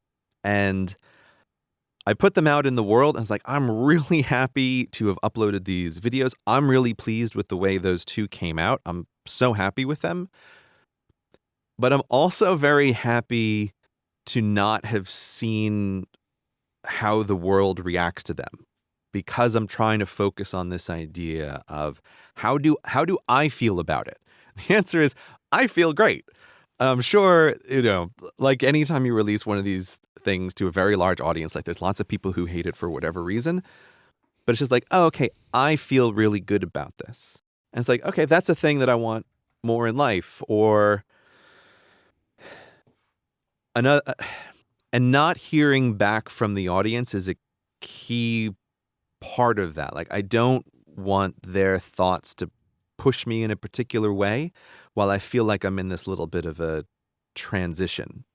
Like, oh, I tried something new and oh, people really don't like it this way. And now it makes me feel worse about a thing that I judged as good for me. Like, I'm just trying to avoid that whole feedback. And it's been the same thing with the podcast of like, we put out a podcast. I really hope people like it. But the only thing that I'm left with is my own judgment of the thing. And then, if we're talking about a show, like what you think about it as well. Mm-hmm.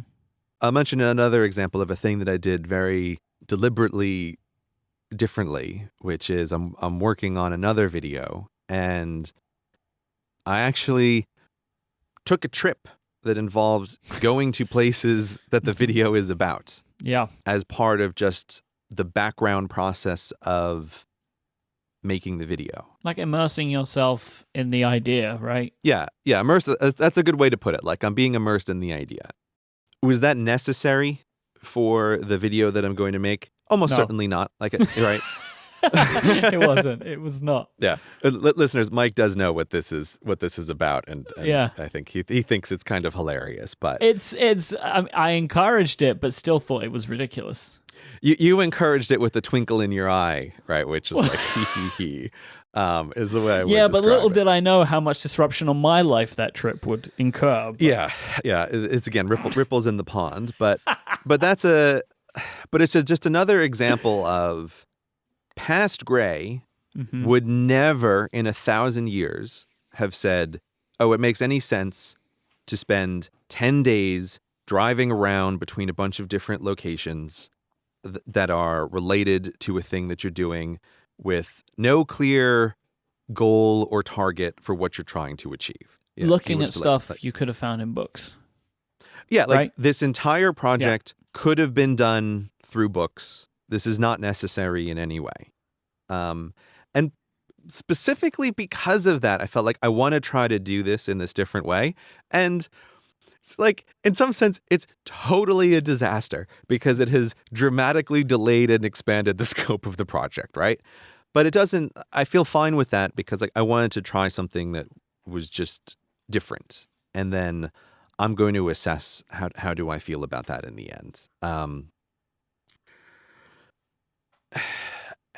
And so I don't know. I have some vague ideas about how I think this will work, but I don't want to specifically say anything now because that really defeats the whole purpose of the project. It's like, here's how I think I want to be different in the future, right? Like, well, no. I'm still figuring that out in the moment, but it is also the reason why come September, when I was ready to talk about themes, I also brought down the iron curtain of isolation from the internet. It's like, okay, this is the start of this thing, and I'm going away. Okay. Yeah, it makes sense now, doesn't it, Myke? Okay, now I get it. Yep, I get it now. We weren't allowed to talk about themes, so Nope. I wasn't allowed to tell you. But yeah, that's why it happened right then. Don't try and put this on me. Look, I didn't want there to be spoilers. Mm-hmm. The thing with the internet is also just, it's so related to this to me because of this phenomenon of you're not just doing things, you're doing things, and then there's this audience reaction. And I felt that I've needed a period of time where I don't have this audience reaction, where I don't have the thing where people tell you what they want you to be, right? Or for everything that you release, they're like, this is how it should have been this way or that way. Like, I just wanted a period of time where I didn't have that. That's also partly why this isolation from the internet is like a transitional project between the total failed Year of Order into the Year of Reorder. Is the internet project over? I mean, do you really want to get into it, Myke? I mean, honestly, it feels like something we should delve into a little more, but like high level, are you loosening it? Are you staying the same? High level, I'm not ready to come back. All right. That's my feeling is I've actually been dreading the approach of January, which is like the end of the project. I think this is wrapped up in a lot of stuff though, because like, of course you're going to. Of course I'm going to what? Dread it. Like, of course, like it's terrifying because when you do, if you do, to people that follow you, it's going to be an event, and making that kind of like reappearance is like a thing that you will have to go through. So like it's going to be a tough transition to go back to that eventually. Yeah, it's not going to be a great transition back under any circumstances, but I've been dreading it because, and that's why like we're talking about our January year themes for the year, right? I don't feel remotely like I'm done here. And I think that I'm still in a phase where this isolation is good. And I don't know. I feel like I particularly left at a good time where, I don't know, there just seemed like there was a lot more, particularly on like Reddit, like speculation about my private life and personal life and things. And I was like, this is a great time to go away. I don't want to deal with any of this. And I don't want people giving me feedback about my work for a little while. And I just want to disappear and do this whole like reorder thing. And I'm really not ready yet to actually come back. I do have, we don't need to go into details now because it doesn't really matter, but like low level, I am mulling over ways to, instead of having like, oh, I'm back from my hiatus, to do a much more gradual transition. Like that's something that's on my mind. Yeah, I would assume that you will begin by bringing back some stuff that was just your consumption, right? Yeah. It's like as a way to like start stepping into it, like, you know, maybe you just go to places that you've not been to in a while, you know, and instead of it being like, send tweet, Gray's back, right? Like as your first thing, it's maybe a bit much. Yeah, that would be a bad idea. Yeah, I don't know. I don't know, but I think part of it is also, I had anticipated that by this point I would have had a couple more videos out by the time January was going to roll around. Okay. And partly because of my idiotic idea to go traveling around, right? It's like, well, that's a worse idea. The plan was there should have been 2 more videos by now, but that just didn't happen. And that also is partly why I feel like I'm not quite ready. Okay. Because I did want to do a few more productions where it's the same thing. Those videos have to come out before you would even start to think about it. Because this is part of the idea, right? Is like seeing, does this actually... Because, you know, you enjoyed the process of those 2 videos. It was great. But was that just because it was the first ones? Like maybe you need to do some more, right? I get it. That is exactly right. That's exactly what it is. It's like, well... The production of those 2, and as I discussed at the time, like maybe it was a fluke for various reasons. Yes. And it's why I want to do a bit more. I actively encourage that thinking. I think that you are taking the best course of action for yourself right now. I think that genuinely, like I think that if you had a plan and you've not saw it through yet, I think you really need to do that before you can move forward. I think that this is probably the best course of action. That's very interesting, Myke, because I know that when we have discussed this in person, you have mostly been like, you've got to come back to the internet. You do have to come back. I believe you really do need to come back at some point. Right. But you haven't expressed to me this idea about the videos and like how that ties into it. So I think that you shouldn't do it until you're at a point where you have at least achieved what you originally set out to do, which was to make some productions under this like veil. And if you've not, right, considering you've only, you know, really done 1, I mean, it's 2 videos, but they were like pretty tightly linked. They were a project. Yeah. I think you need to have more done beforehand. I do 100% think that you need to come back to the internet in some form.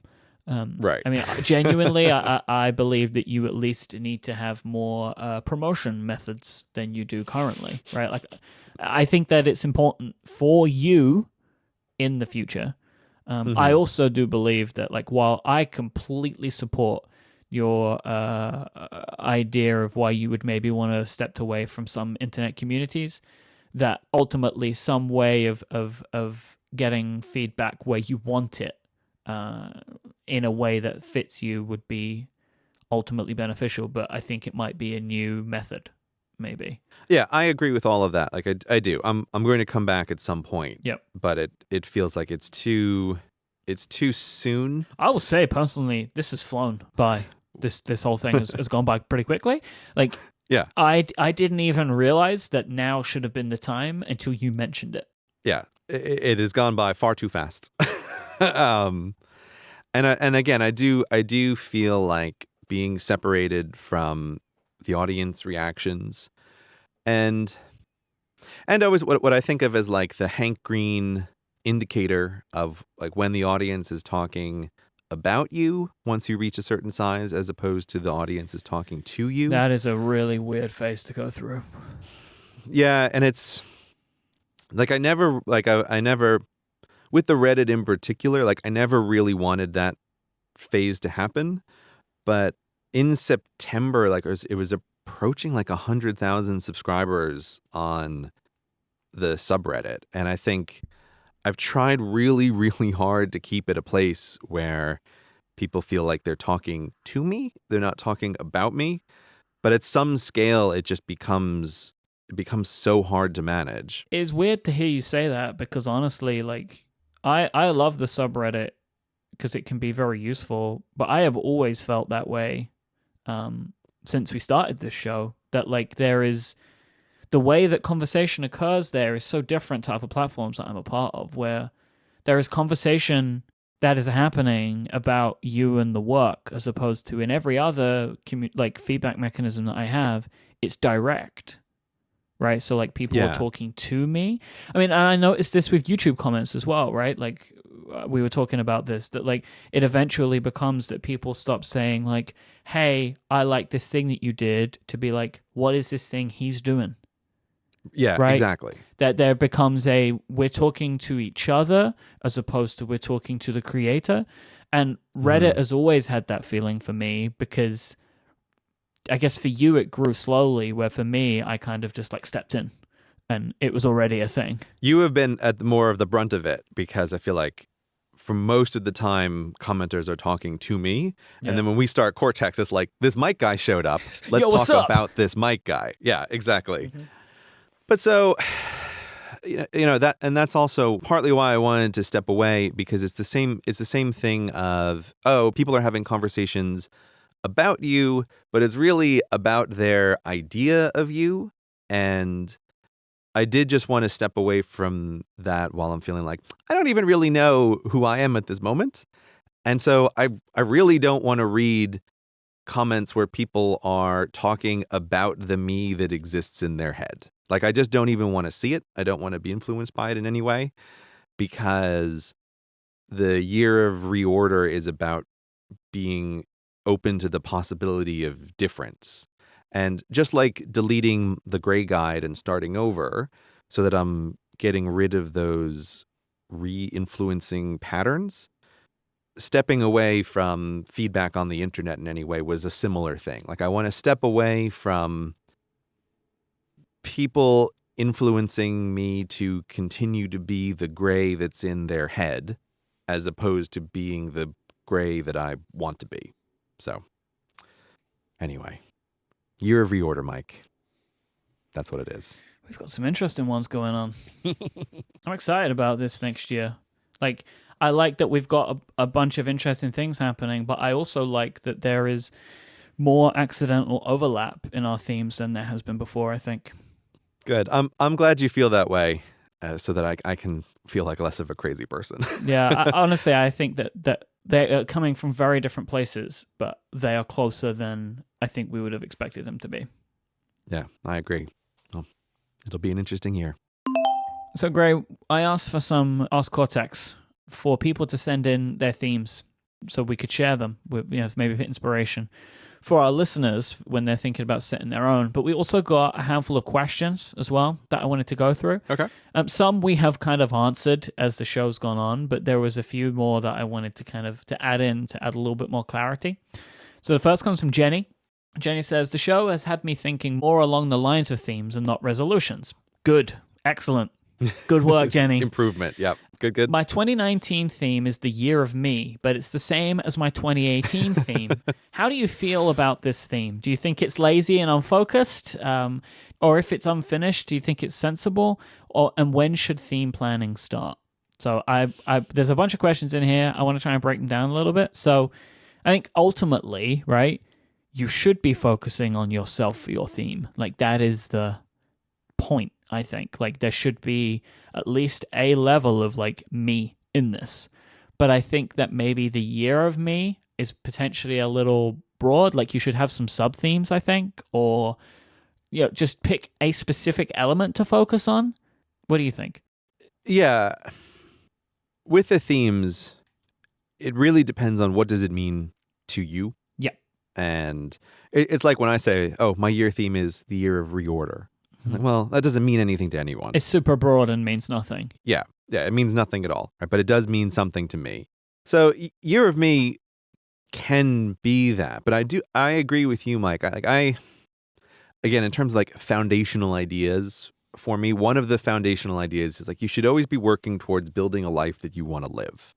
And so I agree that all of the themes ultimately are like the Year of Me in some way.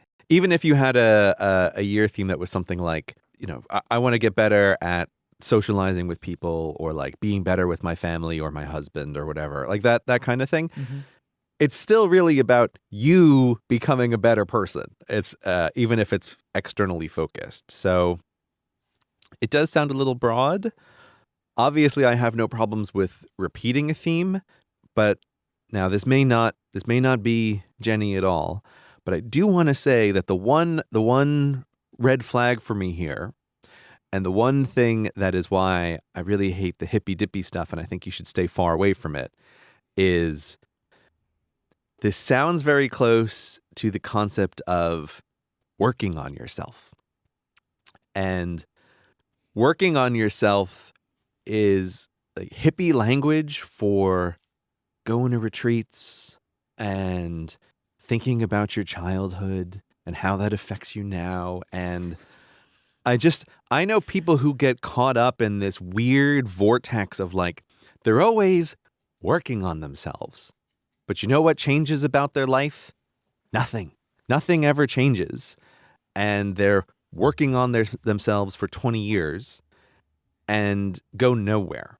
So I just think, like, just be careful about getting sucked into that kind of world or that kind of mentality.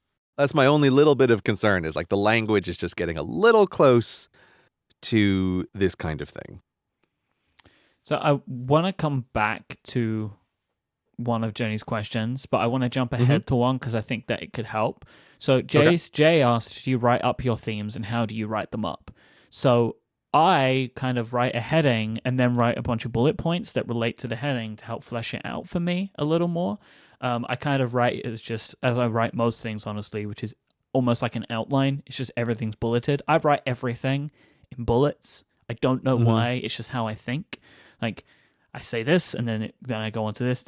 Like, there's the indented points which relate to the one above, and then we'll outdent to continue writing something different, which maybe relates to a point before it. Like, that's kind of how I write. You see it all the time because it's how I write our show notes, right? Like, I write in a pseudo outline style. So this is how I write up my themes as well. I'll write down. So for example, like I have written down here, right? Like, the year of diversification. So then I've got another point. Looking at ways to ensure long-term stability by diversifying my income. Indent. Cortex brand. Indent. This ties in with stabilizing. Indent. Looking for collaborators, right? Like, this is how it's actually written out in my notes document that I keep, which I'm adding to as my thoughts start to crystallize about what my theme's going to look like. So I wanted to mention this because I will refer back to Jenny and say, you should try and do something like this. Write out what the year of me means to you a little bit more, and you might be able to hone in on something specific to just be focusing on that ladders up to making you better.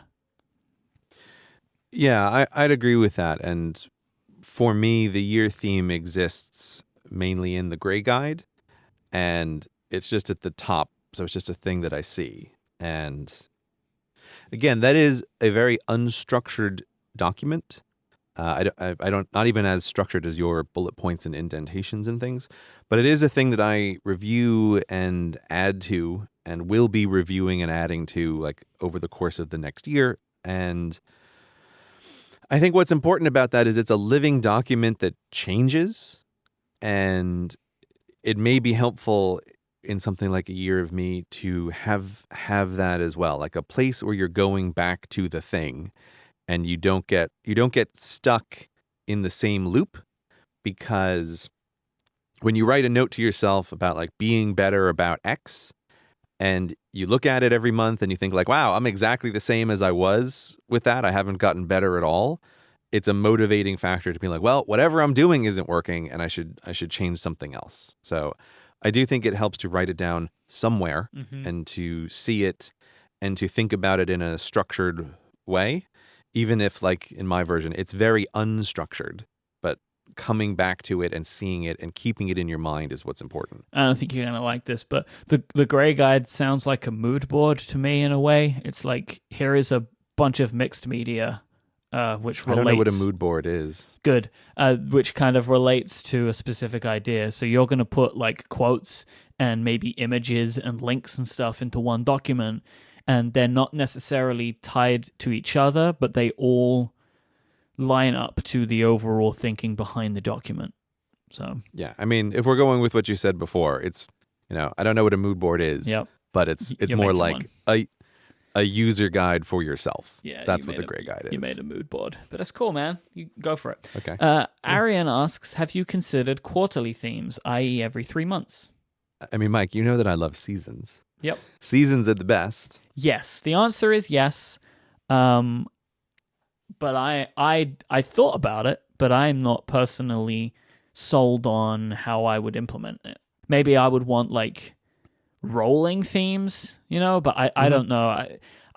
Right now for me, I think a yearly theme is really good. Quarterly themes could be kind of interesting. Gray thinks about this more than I do. I want to see how this year starts to unfold, and then maybe yes, we could kind of break it down a little bit more. Maybe if you have your entire year theme, there might be things that you want to focus on for 3 months at a time, which all ladder up to it. Yeah, like, yes, if that is the thing that makes more sense to you as a person, go for it, but I haven't got there yet. Yeah, I mean, for me, this feeling of like, waking up and thinking about what do I want my current situation to be, that strikes me as very likely to be maybe something that's closer to like a 2 seasonal part of the year of reorder. I don't know, but that's why I'm very flexible about the start times and the end times don't really matter. I will also just say though that I am in love with the idea of seasonal themes, and I also think that they would make a perfect beginner mode because it gives you an opportunity to review it more. So if you're just starting out with the idea of themes, making a theme for the winter, and then you review it when the season changes and thinks, do you want to extend it? Do you want to change it? I think that's a good way to get started. If you've been doing it for a while, a year theme does make possibly more sense, but seasonal themes could totally be a good beginner's mode for theming your life. And Lou asks, is the yearly theme simply a way to categorize activities you would have undertaken regardless of the theme? Or do you actually do new planning or find the theme driving new activities you wouldn't have done otherwise? It's what I said before, that I find it's a way to nudge my thinking in particular directions over the course of the year. It's things I could have stumbled upon, but by having the names, having the words, having the idea of this theme, it helps push me in what I think is the right direction for me. Like, I don't know how long it would take me to find this stuff otherwise. Yeah, and that can definitely lead to new things. Like I think my recent research trip, right? That's a thing that happened because of this. But really, why did it happen? Is because I was sitting down and I was working on a video, and this idea flitted across my brain of, hey, you could go to this place. And because I already had the idea of reorder and trying new things in place, I didn't immediately dismiss it. Like, I played with it for a moment and I thought, is this a good idea? I don't know. And then it spiraled up into becoming actually a thing. Whether it was a good idea or not is still, debatable.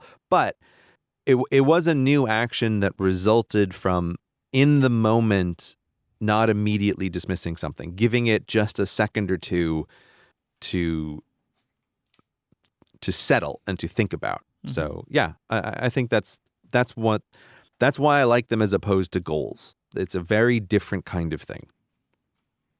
So we also had some listeners that sent in their themes, and I wanted to touch on a few of them because I hope that it might help inspire people a little bit. That if they hear more ideas of themes that people have, it might help them kind of solidify theirs, especially because mine and yours are pretty similar this time.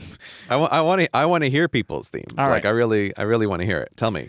So Mark is working on the Year of Production, So for 2018, Mark spent at the time getting his life in order, and now wants to do something with it. So he's going to actually. So last year was getting stuff together. This year, is actually making stuff. That's great. I like it. Bridger says this year's theme was the year of the bright, focusing on mental health and financial stability. 2019 is the year of advancement, focusing on moving my projects into full production and release. Love it, right? Spend time getting your house in order, then go out and do something. I really like that as a name. Yeah, isn't Year it nice? of the Bright. Yeah. But I think it's a good example of what I said before, of like, it needs to be a thing that means something to you. Like just in the abstract, the Year of the Bright would mean nothing without the little bit of an explanation. Mm-hmm. But I can see how that really resonates with the person who's focusing on it. So I like that a lot. Joshua's yearly theme has been for 2018, the year of sustainability. Joshua graduated this year, so has been focusing on the transition from crazy college life into something more sustainable. The real world, I'll call it. Joshua is in the year of the real world. Mm-hmm. Mary's yearly theme is stability. In the past 4 years, Mary's graduated college as well, started 3 new jobs, gotten married, and bought a house. Whoa. Yeah. In 2019, Mary is planning on stability. Mary, we are kindred spirits, you and I. So we actually have pretty much the same theme. Stability, stabilization. It's the same thing. So, Mary, I hope this episode has been of some help to you.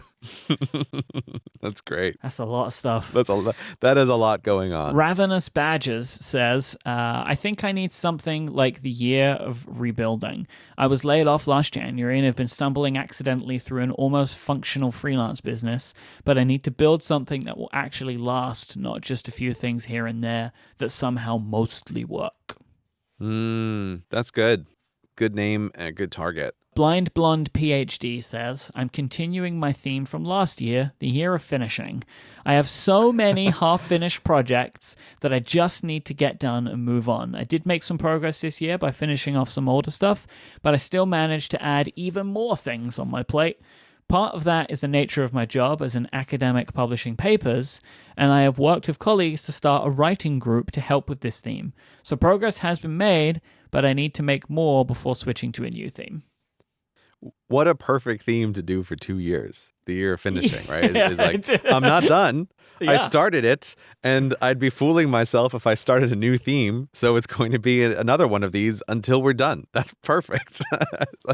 What a thematic theme.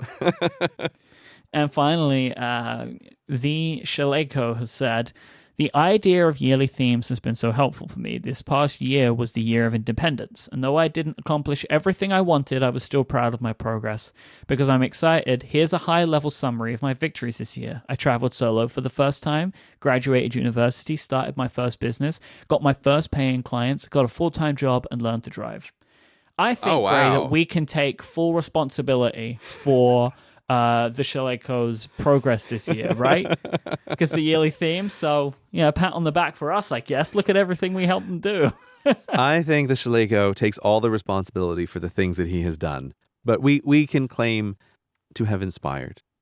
That's the claim that we can take. We can do that. But I think that's awesome. That is a great list of stuff. That's a busy year. But this is why I like themes. And Year of Independence, like all of those things, they line up along that idea. You've gotten stuff done. It's nice to see that sort of thing. And I really hope that people who've listened to this episode, it's a thing that you take away and you think of, and at some point articulate in your mind, like, what is the theme that you are going to have for the next period of time?